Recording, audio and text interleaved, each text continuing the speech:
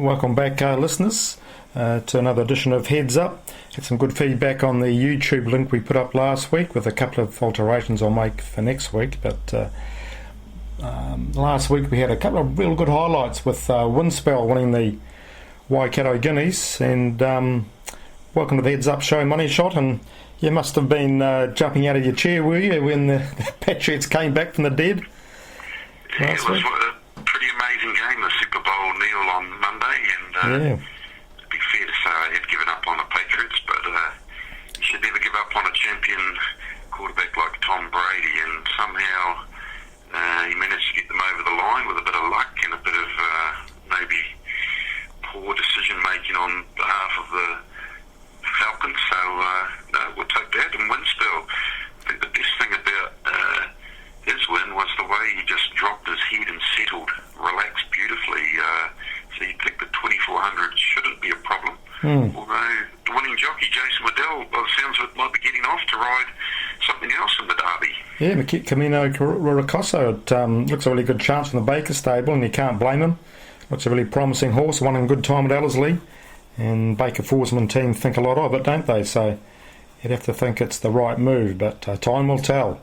Especially given the record of Waikato Guineas winners going into the Derby, 5 out of the last 6. So it would have been a tough call for Jason to make. But good luck to him, and good to see him back riding so well after a few off the track incidents, kind of railroaded his career for a bit. But hopefully he's back and back for good, and we need all the good jockeys here in New Zealand to be riding. So it's good to have him in the ranks. Yeah, too right.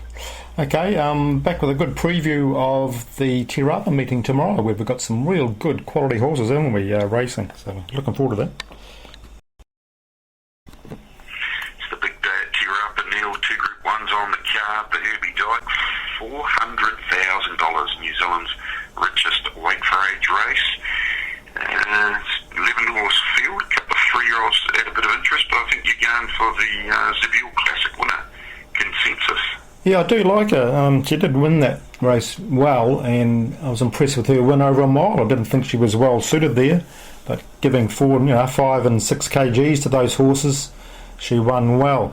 This is obviously stronger than that race, but she beat Volkstock and Barrel, Feely and Squealy and the Zabule, and I think she maps to get a perfect run here, and getting that 2 kgs over the boys above her.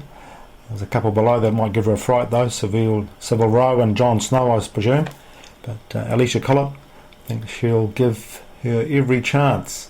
Even race though, and what do you like? I'm going to go with I guess what you would say is a class sort of field, Volkstock and Barrel. Skip back to the mile after running at 2,000 metres to start before, and now back up again to the 2,000. Vinnie Colgan doing the riding I see tomorrow, and I just think if you think back, he did win a Rosehill Guineas at 3. He's won a Group 1 weight for age in New Zealand over 2,000. I think he's the horse to beat. Just the question mark for mine on Consensus is her left-handed record, Neil. I see 14 starts, left-handed, only 1 win compared to 19 starts right-handed, for 7 wins and 5 starts on the course for only a placing. He has had a couple of fourths, etc., but you have to put a little bit of a question mark around that. Yeah, it was a query I had, and I went back through her form there and had a look at her runs at Te Rapa this way around, and I don't think it's going to be a problem. She's a very experienced mare now, and I think it shouldn't be a problem, but it is a strong negative if you're looking at which way they go round. But I'm happy to go with a chocolate fish on that race if you like. Makes sense. We might have to have a chocolate fish. I'll go Volkstock, and you can have the mare Consensus. Yeah. Not a problem. I'm enjoying the fish that you gave one last week when Royal Fashion got past Honey Rider pretty easily, and I thought we're in for the chocolate, so to speak. But Kalani, the Omen bet, bombed us right on the line, being out of a mare called Irish Colleen, and of course the race was the Frank and Colleen Ritchie 50th wedding anniversary race. So of course, yeah. that was the Omen, but unfortunately, did our money on Royal Fashion, but we at least get a chocolate fish out of it. Yep, enjoy it. And Honey Rider, I think in the stewards report said she just felt the track a wee bit too, and she had to work a bit wide early on, and was sitting duck for Royal Fashion. That's racing. And the mouth-watering race, really. There's the two at the top there, Cowie and Start Wondering, are the favourites, but of course Perfect Fit placed in the Railway and the Telegraph, so, and Heroic Valor, the 3-year-old Group 1 winner, along with Saracino, so plenty to get your teeth into in this race. Sure is. What are you thinking?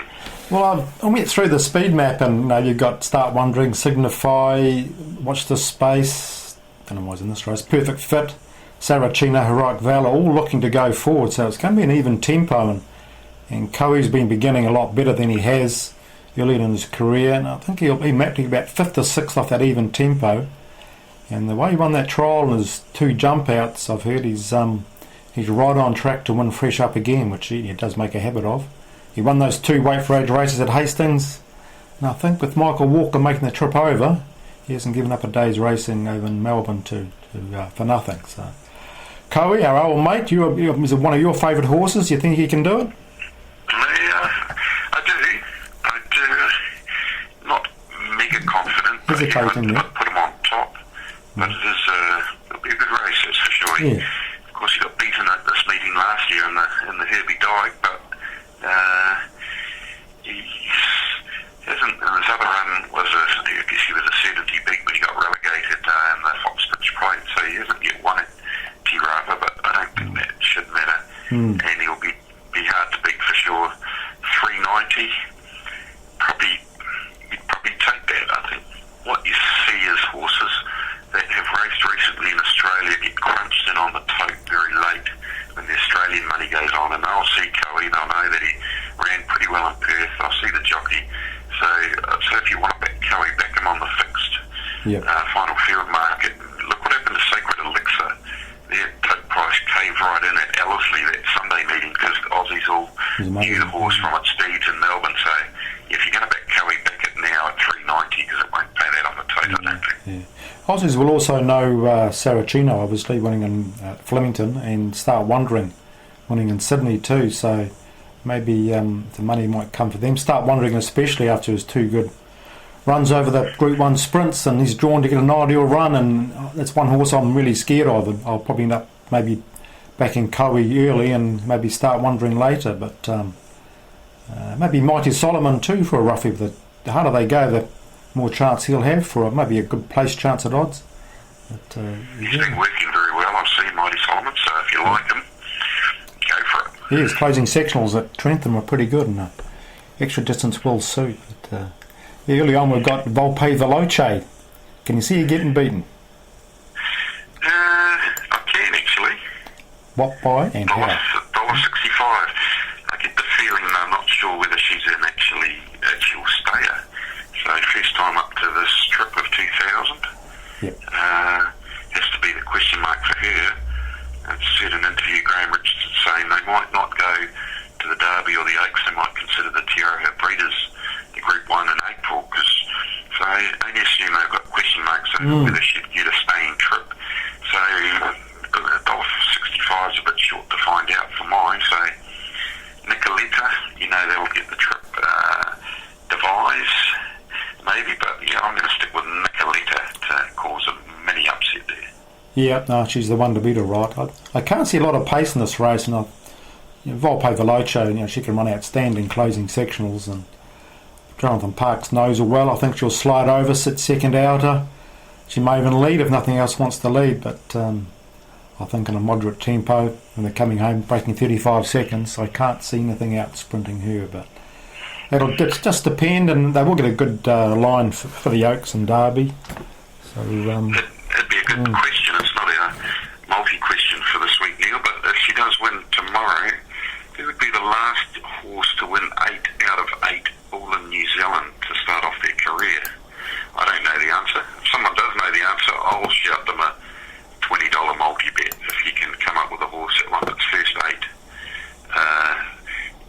So there you go. There's a challenge to all the trivia buffs out there. yeah, I remember a pacer years ago. I think it was called Jovial Genie from the Purden stable. Won her first 10 or dozen races in a row. It was an amazing record.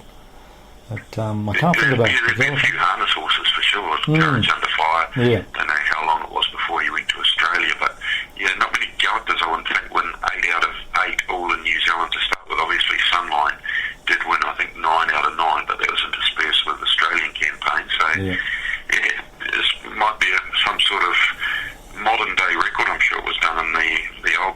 If anyone knows that, I'd be interested to know, and I'll show you a $20 bet. Yeah, too right, sounds good. And anything else on the day, or Woodville you're keen on? Woodville, I guess Woodville there. Our old mate Shadow Fox is going around in the big race there. Yeah, he should get a pretty soft lead in that. Morse Code, our friend from last week, couldn't quite see up the 1400, so I think they'll take a sit on it. So you'd think the Shadow Fox gets an uncontested lead in that. Probably be quite hard to beat. Big drop in class, obviously, from the Thornton Mile last start, $2.50. Probably not a bad bet, actually. Shadow Fox, and take a Shadows Quinella with Shadow Cast, maybe. Bit of a name in there, Shadow Fox, Shadows Cast. Yeah, right in your court there. I think Shadow Fox just went too hard early for the first 1,000 metres. Section will show that it was just too fast, and he was still second with 200 metres to go over the mile in Group 1 company. As you say, Morse Code won't take him on. Over the Rivers, the other go forward horse, but he won't take him on with that big weight. And 250 back to 1,400 metres, 54 kgs has to be really hard to beat. I was doing the 4 million. Some nice bets at Woodville, actually. Some nice. Okay, go. If you want to hand them out, go for it. I'm listening. I've got my pen ready. Well, that just as everyone saw that Jet charge home at Trentham last start over the sprint, and to Miss Wilson. No, was it Miss Wilson? Yeah, and his closing sectionals. I double checked them, and they were terrific. 32.48 and 11.35, classed fastest closing sectionals, even faster than the Group 1 Telegraph. So he's certainly got the ability, and all he needs to do is snag back, get a cosy trip again. And they found out he's a better closer than a up on the pace pushed early horse. So if they go hard enough in front, he should win. And it's race 3, number 4, Jet Charge. Yeah, he should win. If that tempo's even, which it looks like it will be, he should win. So we'll see how we go. The next race, Prosecco. Her closing sectionals have always, last 2 runs have been outstanding, with no luck either. And she'll get a nice sit with a nice weight, and I think she'll be hard to beat as well. At time of speaking, there are no odds up. This is at 1:30, so don't know what price she'll be. But bookies are having a late lunch. Yeah, must be. Anything else you like in the day? Not really. I guess you got us a winner in Melbourne last week, and I guess everyone will be looking out for the resumption of Winks. Yeah. And the Apollo Stakes, $1.20, but wet track, that might trip her up. Yeah, I saw did you see a trial at a recent one? Yes, I did. Yeah, where she just sat in behind them. Yeah, just too good. And one I saw, she came out wide and was under a grip and just came home beautifully. No horse finished better than her to the line. And as we know, she's never won a trial. So no, she's right on track. It's just I liked Hartnell maybe to upset her, but she's a champion mare, and I think from that draw, I just can't see her getting beaten. Can you? No, I don't think so. It's going for 14 and wins in a row, I think so. Yeah. You would be a brave person to back against her, that's for sure. Yeah, and with maybe on the day you got that high temperature, not 40 plus degrees, haven't we? So maybe just look before the race and see how she's handling that, and maybe it could offer some value like Hartnell or Dibiani to upset her, but it's the only way you could see her getting beaten is by really feeling the heat and not performing to her best. But we all want to see her win and keeping that winning record going. Okay, we're back with part 3. We're looking forward to the sports preview and looking back maybe at the Nines last week where we had a couple of nice collects off your selections. So back in a moment with that.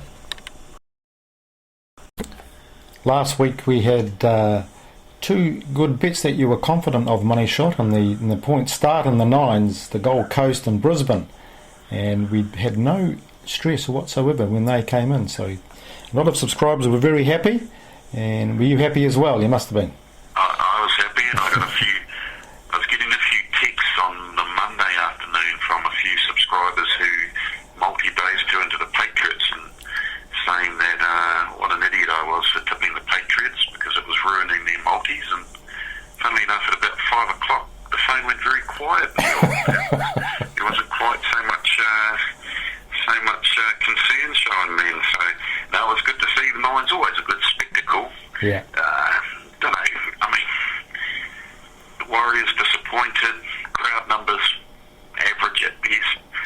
Shaun Johnson.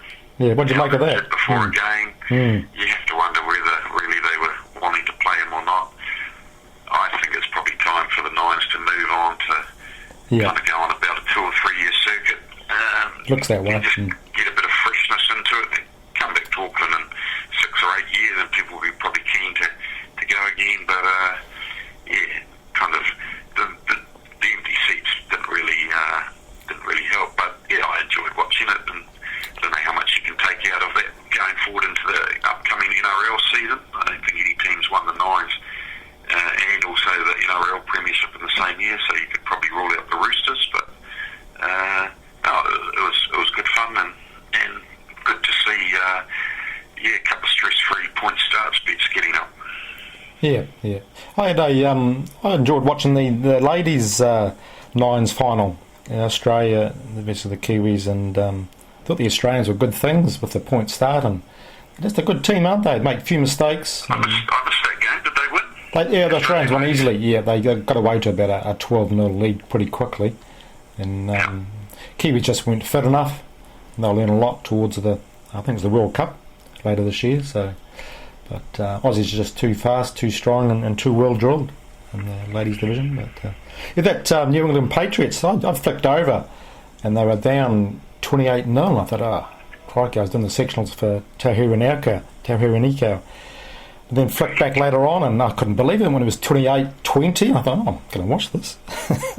And it was just terrific to watch, wasn't it? Got out to about $25 on Betfair sure in live betting, probably a bit shorter on the TAB, so it wasn't, people are saying it's the biggest, I guess it's a big comeback, but in terms of an upset, you could argue, the likes of Leicester City winning at 5,000 to 1. Much bigger upset than the Patriots coming back from 25 points down to win a Super Bowl. So, certainly you'd be pretty dirty if you thought, I'll just lock in the $1 or $2 on the Falcons and make some easy money. Not that day you went making easy money. Yeah. Last year it was the year of the upsets, of the the hoodoo's been broken, long losing streaks been broken. Maybe this year it's the year of the comebacks. Yeah, might be the year of the comebacks this year. Could be the start of it. Yeah. Look at the teams on this weekend, Neil. The first global rugby teams. Be interesting to see how this goes in Brisbane. I just found one bet, nothing to get too carried away on, but if you like a bit of value. Crusaders, they haven't really focused on this tournament. I think we're going to have a practice run on the Wednesday in the 10s format, and they were flying over yesterday and then just having a light run today. They haven't named an overly strong squad, and they're $1.25 favourites against Samoa, who I guess the type of players are much better at the 7s game than they are the 15s, so the 10s might suit them. So if you like a bit of value, 370 on Samoa to win head-to-head, or plus 8.5 at $1.85 Samoa over the Crusaders in that first game, which is being on at 5:30 tomorrow afternoon, Saturday that is.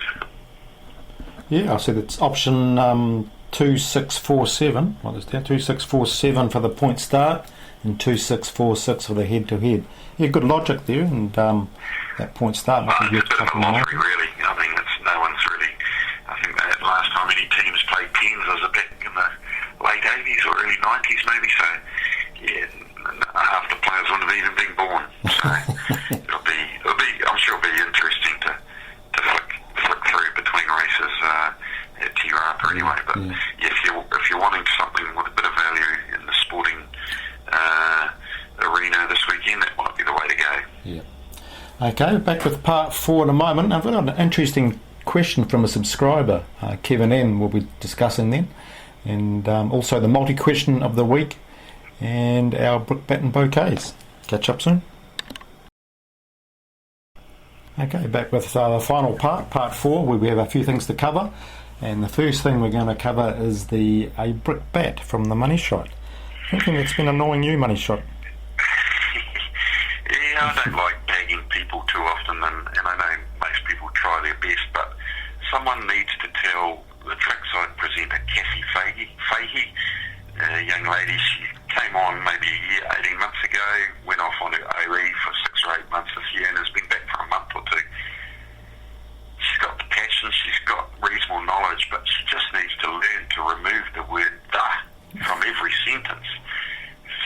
dog race on. She's commenting on the results. It'll be something like, and the 6 beat the 8 with the 3 second, a third, and in 4th place was the number 2.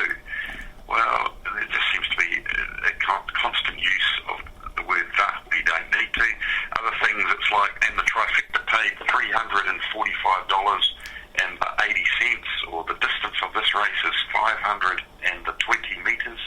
It's just driving me crazy, Neil. So please, someone in trackside, have a word to Cassie and just ask her, you don't need to fill in every sentence with an additional the. Yeah. It seems picky, I know, but it's on my nerves, so I'm gonna use this soapbox to have a whinge at that.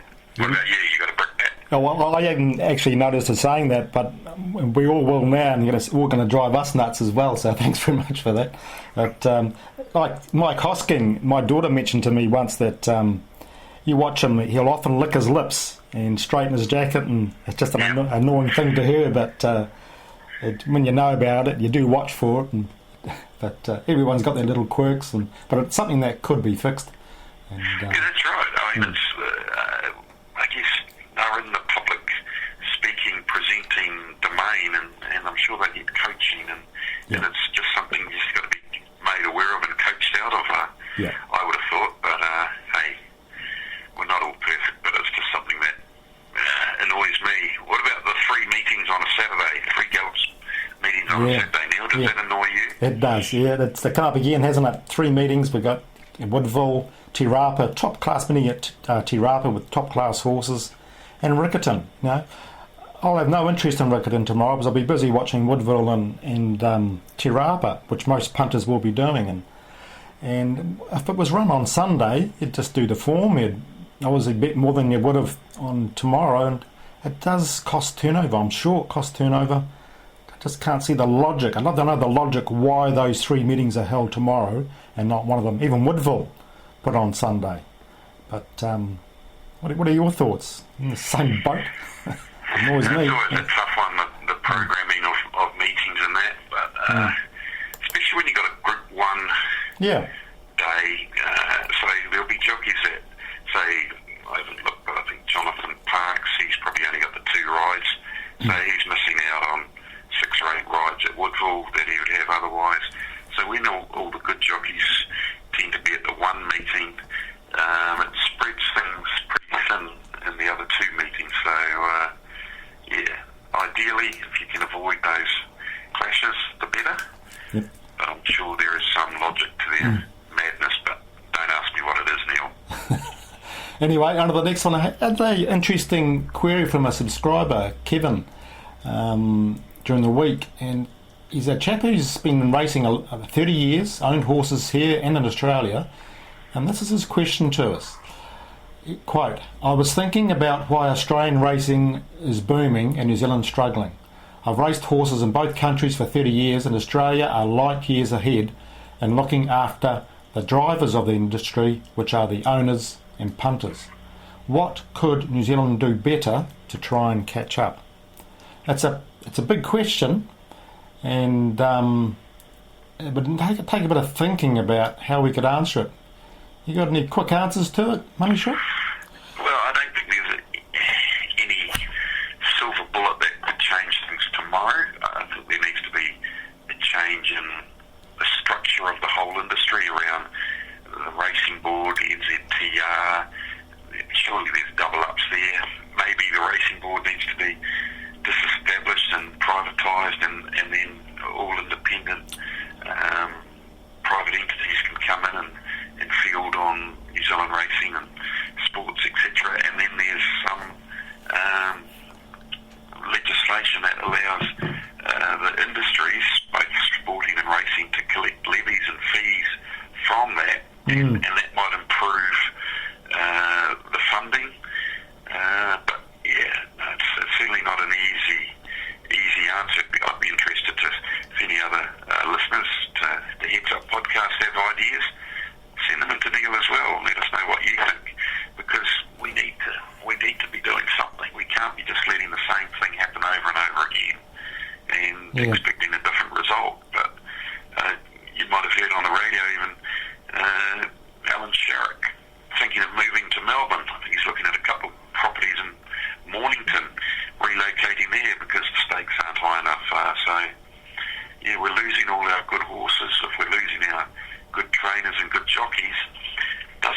lot to really build on, does it? Exactly. It's got to be frustrating for trainers when their pay doesn't go up. A bit like real estate agents, their pay doesn't go up unless the price of houses go up. That's why the best ones stay in Auckland or go to Auckland, I presume. But it's if you were starting this industry from scratch, you wouldn't have in place what we've got at the moment, would you? So anyway, email your ideas into me or text me with your ideas, and I'll make a list of those and we'll discuss them in detail next week. And I'm looking forward to hearing your responses for that. Another subscriber, I was speaking to him on the phone actually, Rob. He's a keen listener to the Heads Up podcast and loves his harness racing, and he's having frustration with a TAB he goes to, so I'll get some more details off that and he can let us know what's happening there and see if we can sort something out there as well. But if you have a good TAB or have a TAB that you don't think is up to scratch, let us know, and we'll see if we can give out the good ones and sort out the bad ones. Okay, last week we had Brendan, our track walker from Hastings, who won the multi-question, and which the answer was Money Shot. It was a good question too.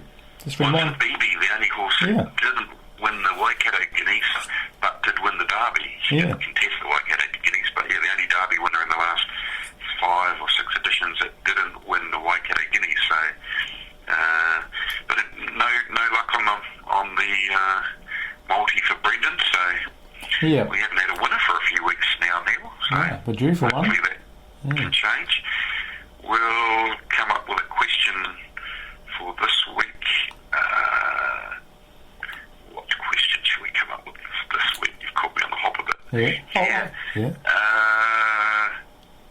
Here's a question out of left field. The Herbie Dyke Stakes is the feature race, of course, named in honour of the late Herbie Dyke, who was a very prominent administrator and owner in the northern region. Herbie owned a horse that won the Thorndon Mile a few years back. If anyone knows the name of the horse that Herbie owned to win the Thorndon Mile, send it in to Neil, text or email, and you could be our $20 winner. Yeah, 027 352 6402 or formpro at formpro.co.nz. Get that in by 10 p.m. tonight, and if there's more than one entry, more than one correct entry, my wife will draw out a lucky name, and I'll let you know soon after 10 p.m. either way if you're the lucky punter. So get those in. It's a pretty popular part of the Heads Up show, so let us know all about that. And don't forget, anyone can show me a horse, I'll say from 1980 onwards, that won its first 8 starts in New Zealand, Galloper. I'll shout them a $20 bet for the first person that gets those, gets a correct answer to that question. I don't even know if there is a correct answer, but if anyone can find one, I'll shout them a $20 bet as well. Just get the same contact details, send those answers to Neil. Yeah, true right, interesting that. And nothing else you want to mention before we sign off? I guess we'd have our $100 bets. Morse code, well, technically we've got our place money refunded, not good enough. What was your one last week now? I can't remember. Don't poke the tiger. Oh, that hurt, didn't it? Yes, that hurt us all. I was looking for it at the start. I think, oh yeah, bugger, it was out the bloody back door and then got stuck in the rails and couldn't come out, and went home okay for 5th, but one of those runs, but could bounce back at nice odds next start. So anyway. I'm going to go all in on Volk Stock and Barrel Chocolate Fish and $100 bet, Neil. How about that, eh? Yep. Volk Stock and Barrel to win the Herbie Dyke Stakes for me. $5.50, good money on the nose. And I'll go Te Rapa race 3, number 2, Break My Stride. You couldn't be more impressed with his win last start. Wide all the way, did more work than any other horse. I think he's 280 now. Miss Wilson's come out. I think he would have beaten Miss Wilson anyway. She's in at Woodville. So Break My Stride, 280 a win, drawn 2, good tough horse. I just don't think anything there is capable of beating him on what I've seen so far. Baker Forsman trade, Matt Cameron on. He's hoping. Right, okay, looking forward to a really good weekend. We've got the 10s coming up, and then obviously the Group 1 races tomorrow, Winks. Hopefully the heat doesn't get to her. Nothing else you want to mention before we sign off then? No, Sean? No, I think that's all. I hope everyone has a good weekend, and yeah, we're only, 4 weeks out from the Derby. Yeah. So, yeah, next week's Avondale Guinea Sale. We must be only 3 weeks out from the Derby. So, yeah, it's all going to heat up. So, yeah, it's a good time to be a racing follower anyway. Yeah, true, right. Okay, everyone, happy punting and plenty of good luck, and back plenty of winners. Catch you next week.